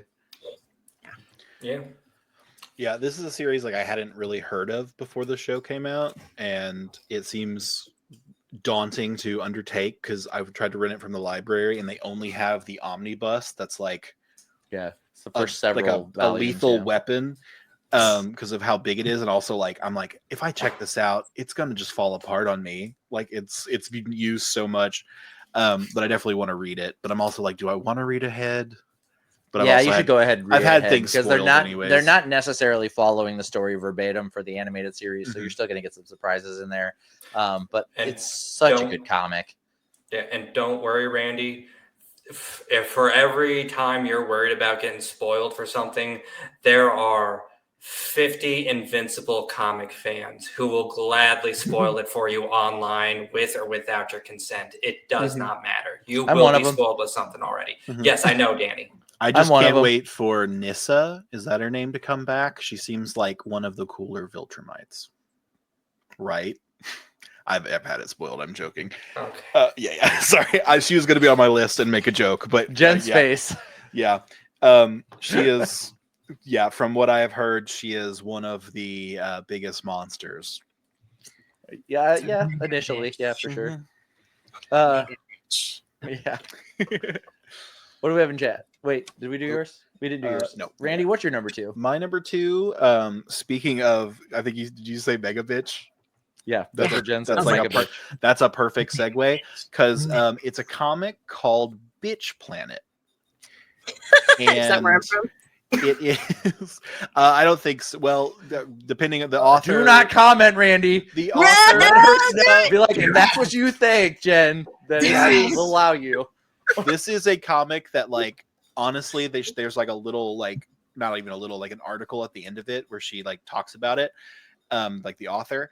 And according to her, we're already on Bitch Planet because the premise of this is there is another world where if a woman is not compliant, according to a man, subjective to a man, they get sent to this planet, and it's like a prison planet. Is it? Yeah. And but like, and you have to pay penance, and they have like all this like hyper technology, and the first issue is really solid, and it introduces, you don't get a lot of story yet, but you get introduced to all the main characters, and each one of them has been sent there for a different reason. Either they don't stand up to beauty standards or whatever. But the character that I have, her name is Penny Roll. She is like a larger woman, and whenever you arrive at this planet and come out of like hyper sleep or whatever, you are given like a pair of clothes to wear that is like supposed to be to your size. And she gets hers, and she says, where am I supposed to put, like, it's a smaller size than like she thinks she needs, but the guards are like, it's your size, put it on, like don't complain or whatever. And she's like, where am I supposed to put my other tit? And then they're like, just put it on, like don't talk. And then like they like hit her with like a nightstick, like they kind of bludgeon her and be like, don't, whatever. And like the other women kind of come to her aid, like being like, why did you do that? And then she turns around and does this after they tell her to put it on again. And she's nude in this. I blocked out like what you could see. And Movies. This is like one of the greatest images in all of comics, in my opinion. But yeah, where am I supposed to put my tits? And then I'm pretty sure for the rest of the series, she has overalls and only one of them is buttoned because the other one will not encompass her chest. I don't know if that's why, but she wears it one strap. Yeah. But yeah, I love this comic. It's very poignant so far, and written by a woman, because there's another one that I have on here where it's it seems good, but it's written by a man. So I'm I don't know if the perspective is great. We were talking about Alex Garland. He wrote the screenplay for Men. I don't know if you've seen that movie. It's a decent movie, but it kind of gets lost in its own white knighting a little bit. Yeah. Because it's written by him and it's about a woman's experience. So I'm I don't know. So this one is a sci-fi, but it's a woman's experience or women's experience in the world. Check it out. Yeah, but it's from 10 years ago, I think. Yeah, 2015. So I'm wanting to get into this one as well. All right. Yeah, what do we have in chat? Bitch Planet. Interesting. Let's see. We have Zandalorn's number 2 is Spawn. I mean, it's the OG. I think he's a Spider-Man. I'm starting to think he might be a Spider-Man. I've never heard that before, so I don't think so. And then You haven't heard Black this, Mac threw his 5 through 2 up on the chat. We got 5 Abaddon, Good one. 4 Mark Grayson, Invincible. 3 Midnighter, Yes. 2 Rick Grimes. I love Midnighter. Who's Abaddon? He's a comic character. Cool.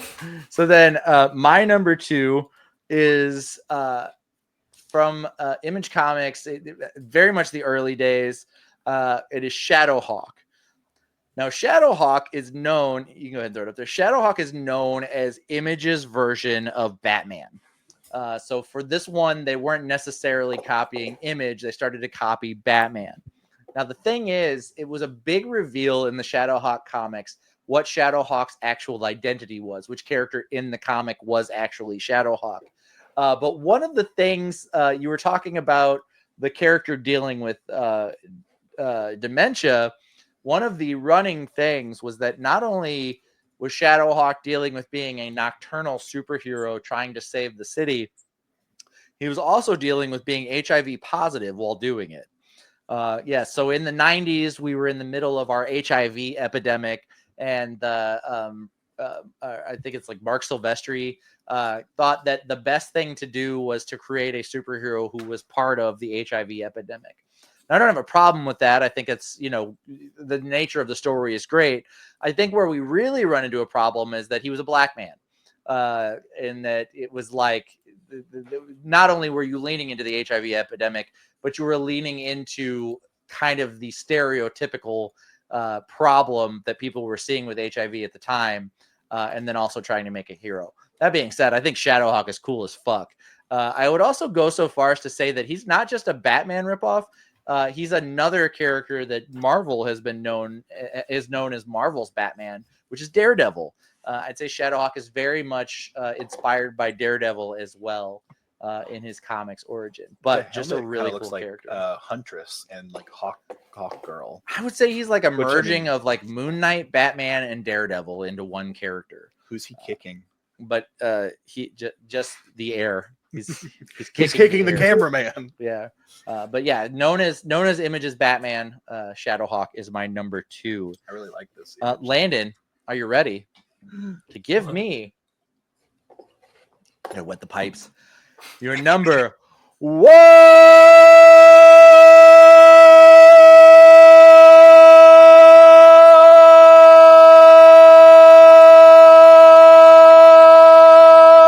Landon, your number 1, please. My number 1 character is the Max. Ooh. I'm surprised I haven't seen him before at this point, but God, the whole story, the whole comic story of just 3 broken people and their delusions colliding in the way that they do is just insane and really heartbreaking in the storytelling. It's something that stuck with me when I first saw a couple of the cartoons on HBO, or was that MTV? MTV. MTV. On MTV, and I read the comics and just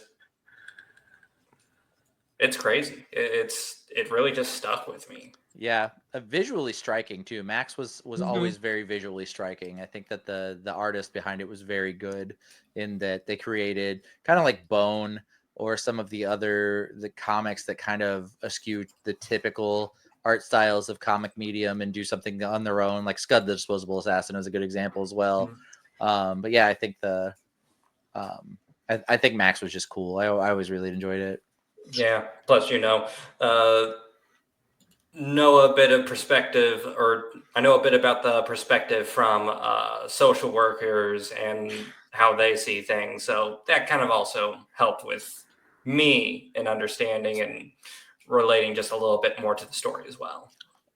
And Jen, what did you have as your number one?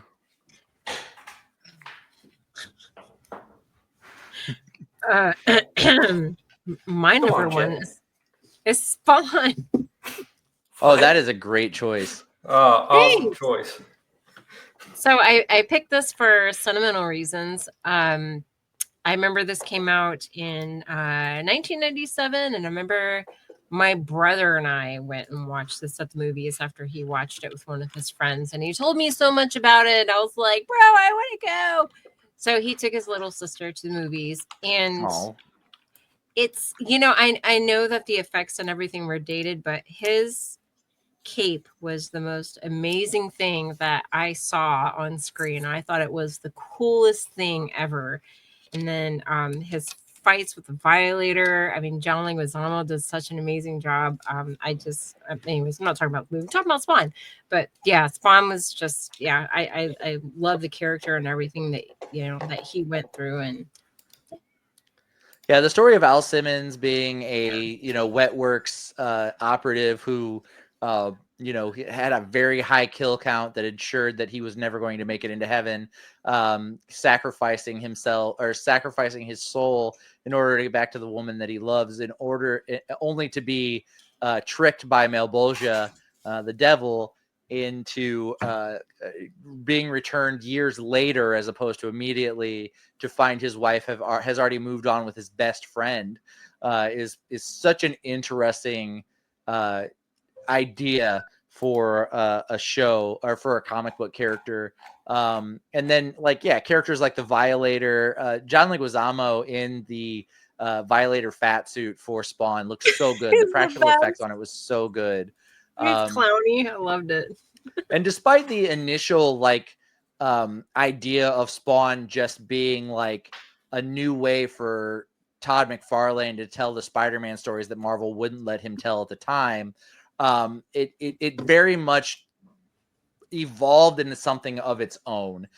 Spawn has a lasting legacy. He's one of the coolest looking comic characters of all time. And there's a reason for that. There's a reason Spawn's still going to this day, because he's different. He's very different from your typical comic character. And he's cool. Like, Spawn is just so cool. I think when I was like, God, I want to say I was like 13 years old, I went to Spawn for Halloween, and I had like the muscle chest, the Spawn mask, the cape, That's awesome. and the cape had like a chain that attached to it. I think I paid like $60 for this costume at Spencer's. Oh. And it was like the coolest Halloween costume I'd ever pulled off out of a bag that I didn't make myself. So there's a lot of staying power to the character. And Spawn is just a really cool character, so that's a great choice for number one. Thanks. Randy, what'd you have as your number one? My number one is, again, one that I haven't read fully, but read the first issue of, and it seems really fun. It's the letters on it are MCMLXXV, which is Roman numerals for 1975. And it's basically Pamela Evans is the character. She's a cab driver in Manhattan, but she also has a enchanted tire iron. Cool. And she fights off like monsters and ninjas, and there's just like seems to be a lot of sci-fi stuff going on at night in the city. Yeah. And she's kind of just a badass. So you see here fighting like the Foot Clan is kind of what they look like. But yeah, this seems like just a really cool series, and the art is gorgeous in my opinion. Like that image of the like monsters in the background, or like whatever, are just the waves of monsters, and then like that cover image of her holding the tire iron, just it looks so cool. And the first issue was very fun, which this is all from the first issue. This reminds me kind of that Jonathan that it was a book series before, but then it was an HBO series. And the guy that was going to play Kang, Jonathan Majors, was in it. It was something County. God, it was on HBO. Lovecraft County. Yeah. That series it takes place in like the like 1920s era America, but it's stories of like Lovecraftian horror happening to Black people because of white people. So it handles like the racial and cultural divide in a Lovecraftian narrative, which I always thought was really cool. And this seems like it kind of pulls from like a similar place. Yeah. I would say it's really cool, and it seems like to be from the first issue, like well written and everything, but it is written and illustrated by 2 white men. So I don't know how like in touch, like I said, with like the show Men, at least they're allies. Men. Yeah.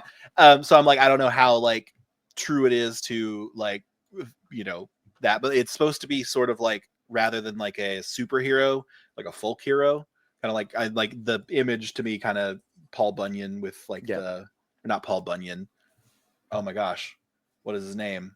I don't know. He's a steel driving man. Oh, John Henry Irons. Yeah. Like with him, John like Henry. that's kind of sorry. I named the DC Comics character instead. But yeah, that kind of like that's what it reminds me of, but instead of like a sledgehammer, it's a tire iron. Yeah. So it just seems like a really cool story. I don't know if it's very long either, but yeah, that's my number 1. Cool. What do we have in chat? In chat we have in Nerd King's voice, number 1 is who's number 1? Black Mac. Okay. Spawn.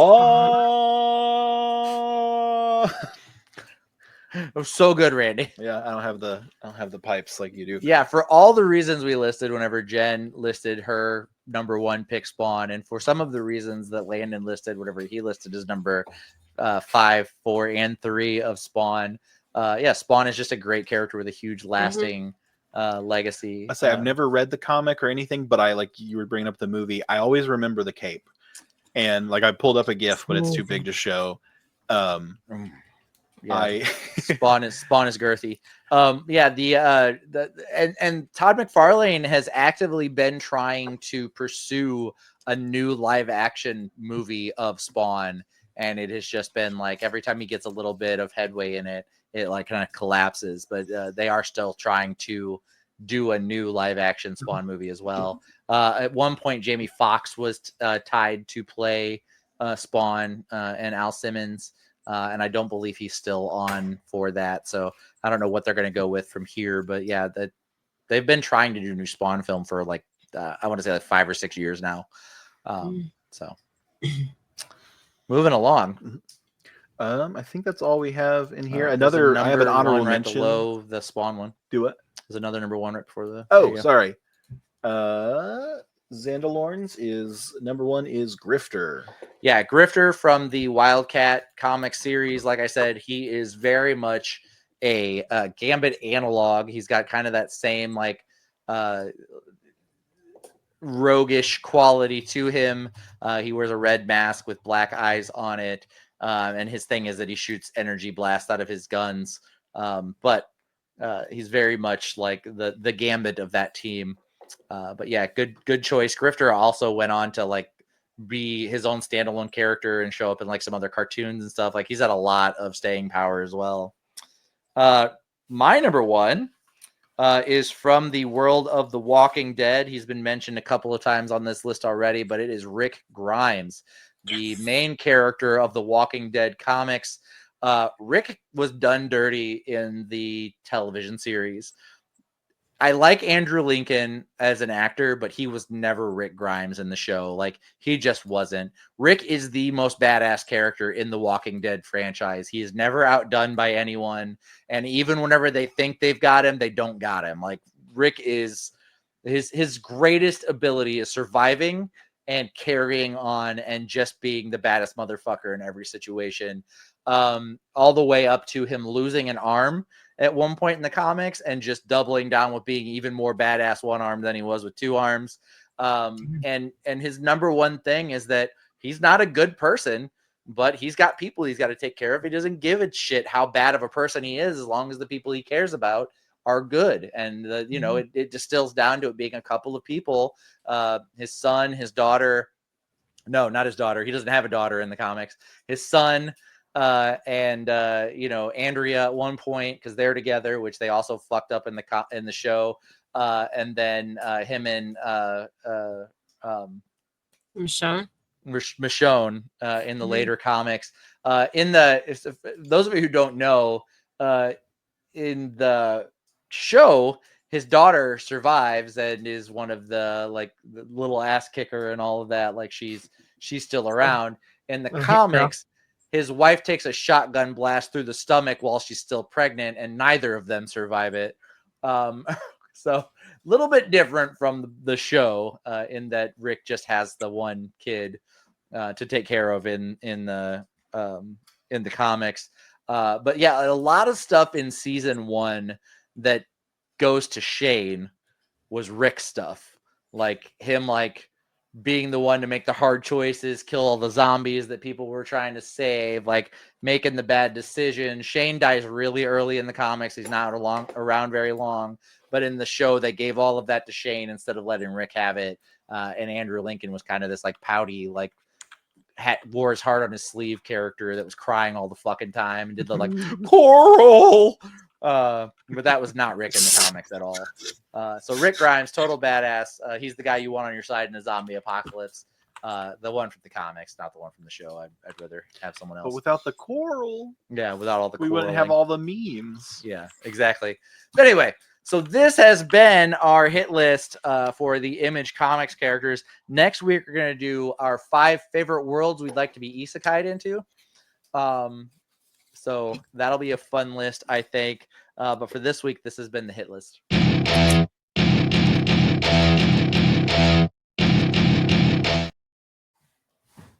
Great show, guys. We are just under the 2-hour mark.